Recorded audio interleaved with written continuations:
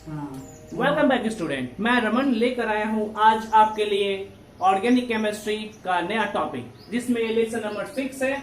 और इस लेक्चर में हम लोग पढ़ने वाले हैं कैसे कंपाउंड को एसिमेट्रिकल फॉर्म करेंगे, जो कि एक ऑप्टिकली एक्टिव कंपाउंड होते हैं।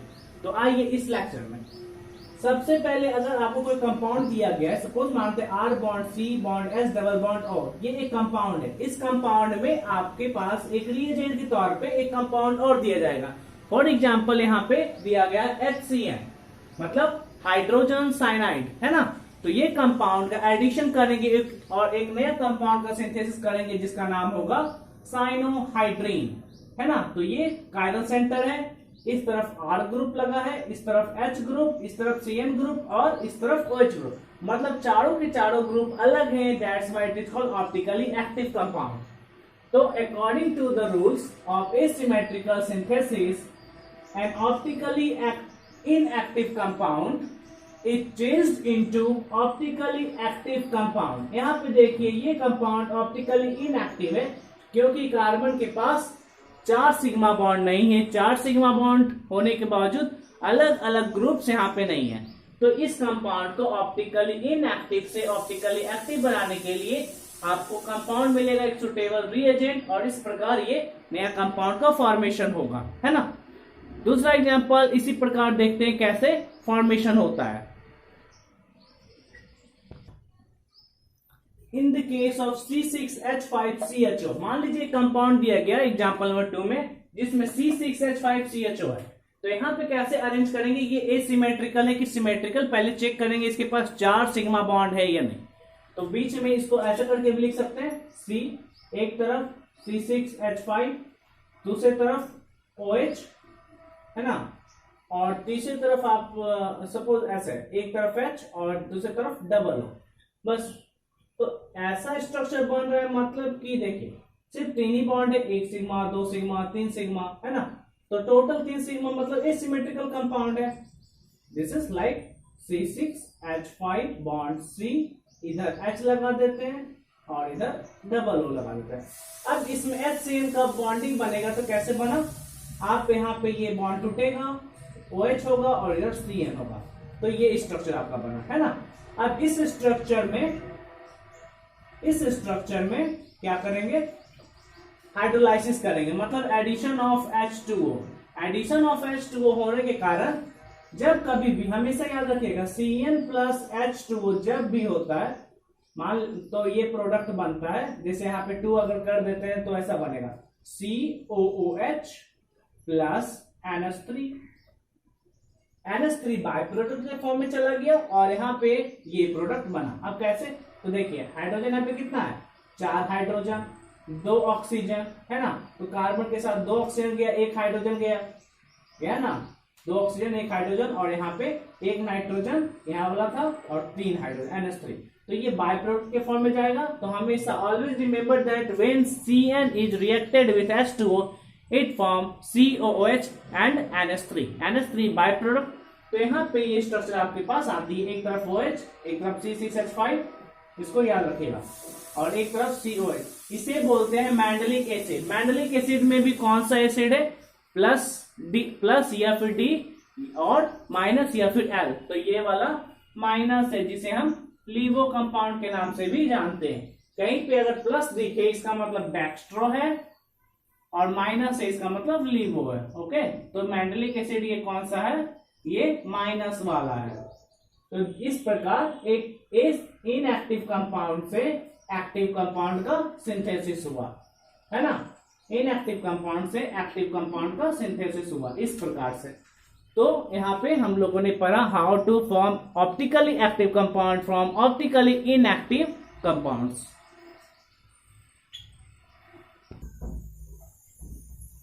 वेल्डन और ऑप्टिकल इन्वर्जन। वेल्डन इफेक्ट और ऑप्टिकल इन्वर्जन इफेक्ट ऐसे इफेक्ट को बोलते हैं जिसमें जब कभी एक नया रिएजेंट जैसे कि PCl5 या फिर KOH का इस्तेमाल होता है, तो वहां पे SN1 और SN2 मैकेनिज्म देखने को मिलता है। SN1 मैकेनिज्म एक ऐसा मैकेनिज्म जो अगले चैप्टर में हम लोग पढ़ेंगे। S मतलब होता है सब्स्टिट्यूशन, N मतलब न्यूक्लियोफाइल। तो SN1 हो गया, कि सब्स्टिट्यूटेड न्यूक्लियोफाइल 1 और SN2 हो गया सब्स्टिट्यूटेड न्यूक्लियोफाइल 2। न्यूक्लियोफाइल एक ऐसे किसे कहते हैं सवाल आता है, तो न्यूक्लियोफाइल एक ऐसे एलिमेंट को बोलेंगे, एक ऐसे ग्रुप ऑफ एटम्स को बोलेंगे जिसमें number of electrons more than sufficient है, मतलब ऑक्टेट स्टेट कंप्लीट करने के बाद एक्स्ट्रा बच जाता है, वहां पे लॉन पेयर आपको दिखेगा। जबकि इलेक्ट्रोफाइल डिफिशियंसी ऑफ इलेक्ट्रॉन्स जिसके पास है वहां पे आपको देखने को मिलता है। तो फिलहाल आप याद रखिए ऐसे एटम्स या ग्रुप जिसके पास रिच ऑफ इलेक्ट्रॉन्स हो वो न्यूक्लियोफाइल, जिसके पास डिफिशिएंट ऑफ इलेक्ट्रॉन्स हो वो इलेक्ट्रोफाइल। तो यहाँ पे बोला जा रहा है as a result of reaction, जैसा कि रिएक्शन का रिजल्ट के हिसाब से when the product is formed optically active, optically active product बनता है, जैसे कि अभी हमने बनाया था ऑप्टिकली इनएक्टिव को optically active with the help of some reagents, है ना।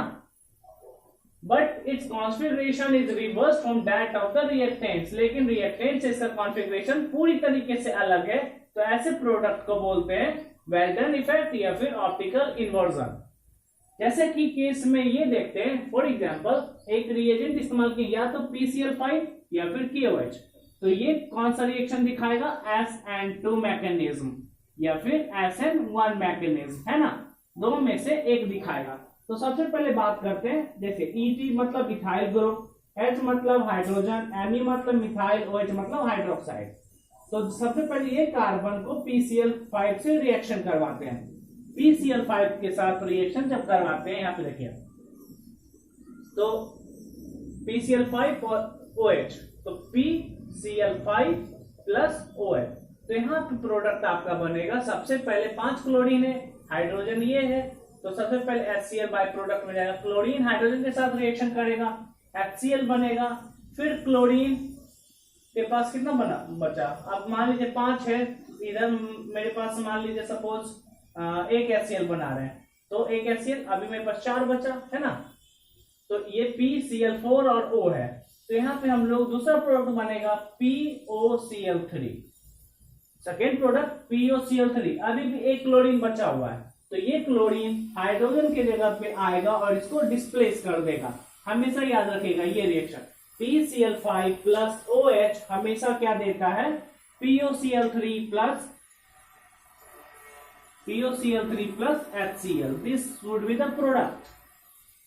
तो टोटल कितने अब हुए, 4। तो अगर यहाँ पे हम प्लस Cl लिख दें तो टोटल 5 हो गया। ये फ्री रेडिकल के फॉर्मेट में है माइनस चार्ज के साथ, तो ये फ्री रेडिकल वाला देखिए यहाँ पे OH का पोजीशन राइट साइड है, हाइड्रोजन लेफ्ट साइड, लेकिन यहाँ पे देखिए पोजीशन में चेंजेस आ गया, राइट साइड वाला डिस्प्लेस करके ये लेफ्ट साइड आ गया, है ना, this is right side and this is left side, तो ऑप्टिकली इन्वर्जन बढ़ गया। मिरर अगर यहाँ रखते हैं तो ये वाला जस्ट अपोजिट, तो ये आपका SN2 मैकेनिज्म के अंदर आएगा। ओके, जब कभी भी राइट वाला लेफ्ट पोजीशन पे आ जाए या लेफ्ट वाला राइट पोजीशन पे आ जाए तो ये SN2 मैकेनिज्म है ना, 2। और SN क्यों हुआ, क्योंकि क्लोरीन भी निगेटिवली चार्ज है और OH भी निगेटिवली चार्ज है, तो ये दोनों न्यूक्लियोफाइल है, तो न्यूक्लियोफाइल की पोजीशन में चेंजेस आया, तो ये SN2 मैकेनिज्म। लेकिन अगर किसी कारण से मान लीजिए ये क्लोरीन का OH पोजीशन था और क्लोरीन यहाँ पे ऐड होता दिस प्लेस पे, तो ये SN2 मैकेनिज्म होता है, लेकिन पोजीशन बदलने के कारण SN2 मैकेनिज्म में आ गया। फॉर एग्जांपल यहाँ तक लिखने के बाद एक इसी लिख लीजिए, उसके बाद फिर हम अगला क्वेश्चन बताते हैं। यहाँ तक देखिए हो गया ना। अब इसी को क्या किया गया, सपोज करिए कि नेक्स्ट एग्जांपल आपका इस प्रकार है,